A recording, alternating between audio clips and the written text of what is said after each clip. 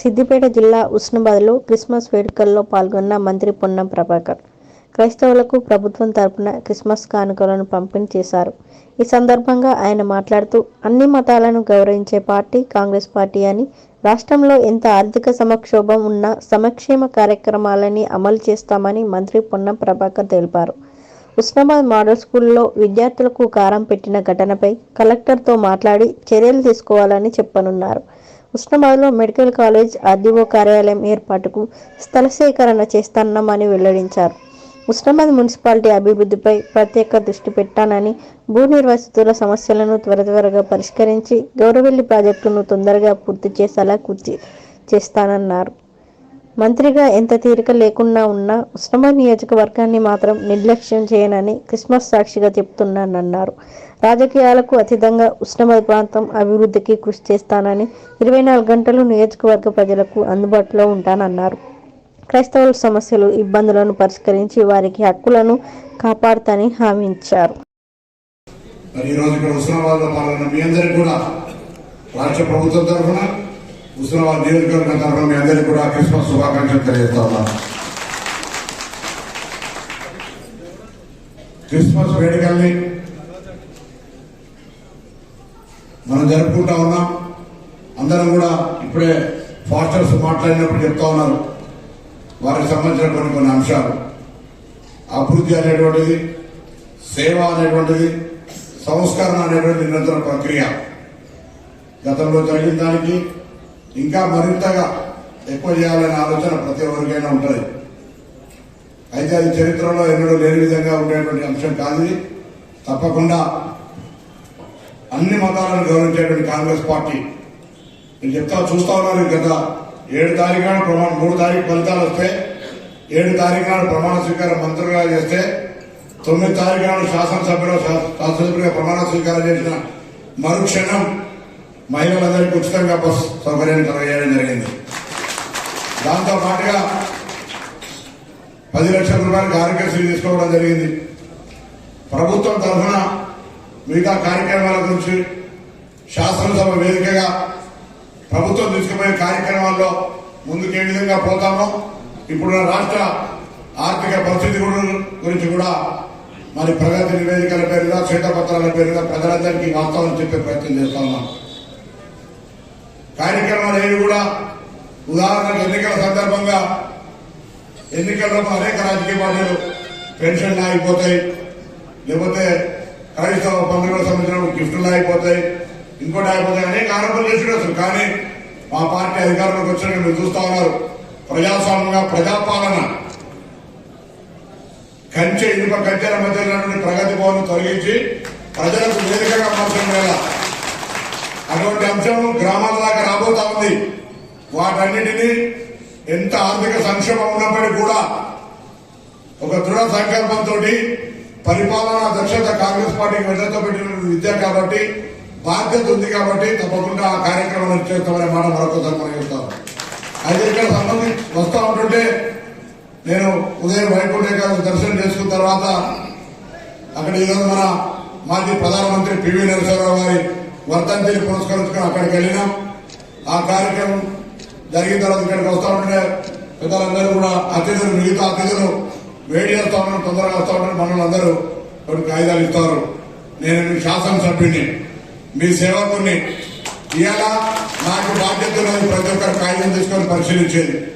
కానీ మీరు చూస్తా ఉన్నారు, ఇలా 7 తారీఖున మంత్రిగా ప్రమాణ స్వీకారం చేస్తే ఇలా 23వ తారీఖు 16 రోజులైంది.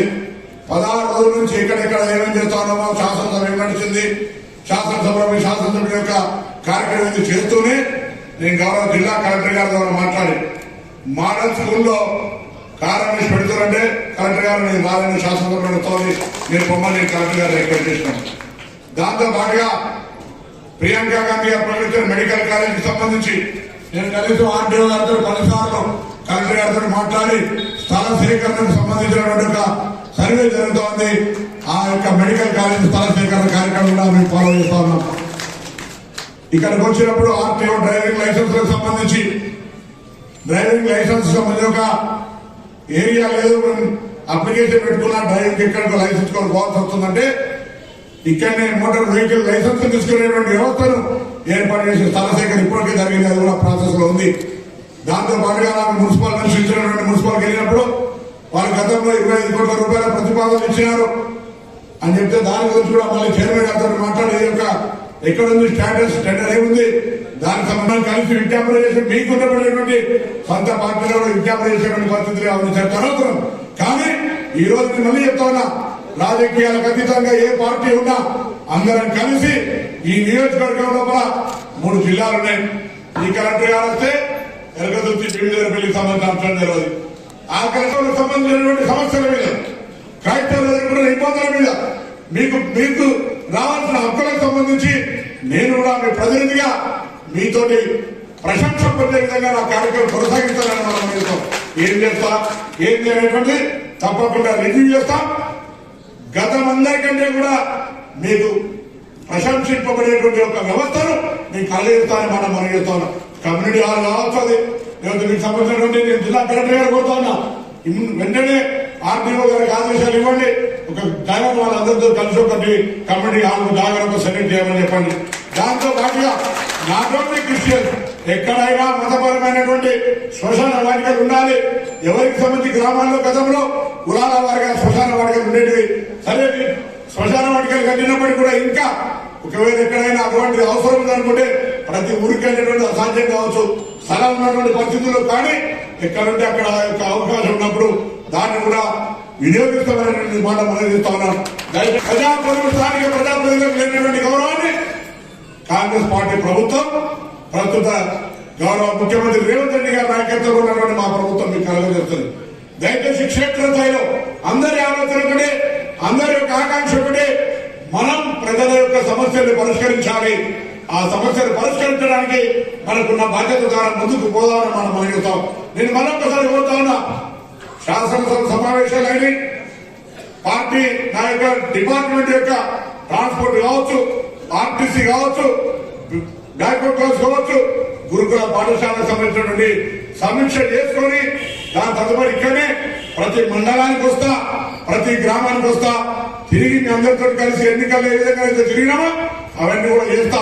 కానీ ఏదైనా అత్యవసరం ఉండే హాస్పిటల్ కు ఎల్ఓసి కావాలి నాకు, కానీ మా మండల స్థాయిలో ఉన్నటువంటి కాంగ్రెస్ ముఖ్యులకు ఇవ్వండి. లేదా ఆసుపత్రిలో ఎవరికైనా చికిత్స పరంగా కావచ్చు, లేదా ఎడ్యుకేషన్ పరంగా కావచ్చు, లేదా ఇతరత్రా ఏమైనా ఇబ్బంది ఉన్నా మా ప్రతినిధి ప్రతి ఒక్కరు కూడా శాసనసభ్యులాగా, అంటే కోటరీ కాదు, అందరూ కూడా వాళ్ళ వాళ్ళ ప్రజా సమస్యలు వినడానికి మీకు అందుబాటులో ఉంటారని మనం చేస్తా ఉన్నాం. దయచేసి కార్యాలయం ఉంటుంది కాబట్టి మీ సమస్యలను పరిష్కరించే బాధ్యత మాది. మేము సేవకులు మనం మరొకసారి మీ అందరికి మనం చేస్తూ క్రిస్మస్ పర్వదినాన ఆ రోజు యేసు ప్రభు గారు చెప్పినట్టుగా నీతో కాగలిగిన సహాయం అంటే ఆ యేసు క్రీస్తుని ఆశీర్వదిస్తారని చెప్పినట్టుగా మనం పరస్పరంగా పక్కవాడికి సహాయం చేయడం పరిస్థితి, మనతో ఏ చేతనైతే ఆ సహాయం చేసుకుంటూ పోతే మనకు కూడా తెలుగులో సాగుతున్నది, పొట్టుని పొడవలు కొడితే పొడవని పెరుమందు కొడుతున్నది. కాబట్టి మనం ఎవరిని అన్యాయం చేసే అవసరం లేదు, మనకు వీలైనంత వరకు మన శక్తి మేరకు మన సహకారాన్ని అందించే విధంగా మన భగవంతుడు ఒక బాధ్యత ఇచ్చిండు, ఒక రాజకీయంగా ఒక పదవి ఇచ్చిండు, లేదా ఒక అధికారిగా ఒక పదవి ఇచ్చిండు, ఒక మీకు రికగ్నేషన్, మీకు ఒక అవకాశం, మిమ్మల్ని అందరినీ కూడా ఒక హోదా ఇచ్చిండు. ఆ హోదాలో మనం ప్రజలకు సేవ చేసే విధంగా అటు పాత్రికేయ మిత్రులు కావచ్చు, ఇటు పోలీసులు కావచ్చు, అందరూ కూడా కలిసి హుస్నాబాద్ నియోజకవర్గాన్ని ఆదర్శవంతంగా నియోజకవర్గాన్ని తీర్చిదిద్దాలనేటువంటి ఆలోచనకు మీ సూచనలు సలహాలు కూడా ఇవ్వండి. నాతో కలిసి మనందరం కూడా కలిసి పనిచేద్దామని కోరుతూ మీ అందరూ కూడా మరొక్కసారి క్రిస్మస్ శుభాకాంక్షలు తెలియజేస్తూ నేను మళ్ళీ కోరుతా ఉన్నా, ఫారెస్టర్స్ అందరినీ కూడా గౌరవిద్దాం. తప్పకుండా మీకున్నబడేటువంటి సమస్యల్ని మండల స్థాయికి వచ్చేటువంటి ప్రత్యేకించి సమావేశం పెట్టి వాటిని పరిష్కరించేటువంటి బాధ్యత నాది. అదే కాక కూడా రాష్ట్ర స్థాయిలో కావచ్చు, ఢిల్లీ స్థాయిలో మా మిత్రుడు అనిల్ థామస్ ఉన్నాడు, రాష్ట్ర స్థాయిలో ఉన్నారు అనేక మంది. ఎప్పటికప్పుడు మీకు ఏ సమస్య ఉన్నా, రాష్ట్ర స్థాయి సమస్యలు ఉన్నా దాన్ని కూడా హుస్నాబాద్ పార్టీస్ నాయకత్వం అయితే విధంగా నేను మీతో కలిసి ఉంటారని వాటిని మనం చేస్తూ మీ సోదరుడిగా మీరు ఆశీర్వచన ప్రేమకు ధన్యవాదాలు తెలియజేస్తూ మరొకసారి ఈ యొక్క క్రిస్మస్ పర్వదినాన మీ అందరికీ హృదయపూర్వకంగా శుభాకాంక్షలు తెలియజేస్తూ నమస్కారం చెప్తూ సెలవు తీసుకుంటా ఉన్నాను. మా పరలోకపు తండ్రి, యేసు క్రీస్తు నామములో మీ సింహాసనం దగ్గరికి వస్తున్నాం. క్రిస్మస్ సందర్భంగా హుస్నాబాద్ పట్టణంలో జరుగుతున్న ఈ గొప్ప వేడుకలను బట్టి మీకు వందనాలు. ఈ వేడుకలలో పాల్గొన్నటువంటి ప్రభు ముఖ్య అతిథిగా వచ్చినటువంటి మా యొక్క మంత్రివర్యులు పుణ్య ప్రభాకర్ గారిని బట్టి, వారి కుటుంబాన్ని బట్టి, వారికి మీరు ఇచ్చిన పదవిని బట్టి మీకు వందనాలు, స్తోత్రాలు చెల్లిస్తున్నాం. Happy happy Christmas, very very Christmas, happy Christmas, very Christmas. We wish you a happy Christmas, all of you. తండ్రి యొక్క కుమార్తె యొక్క పరిశుద్ధాత్మ నిన్ను సావాసం కొన్ని మనందరికీ పెద్దలకు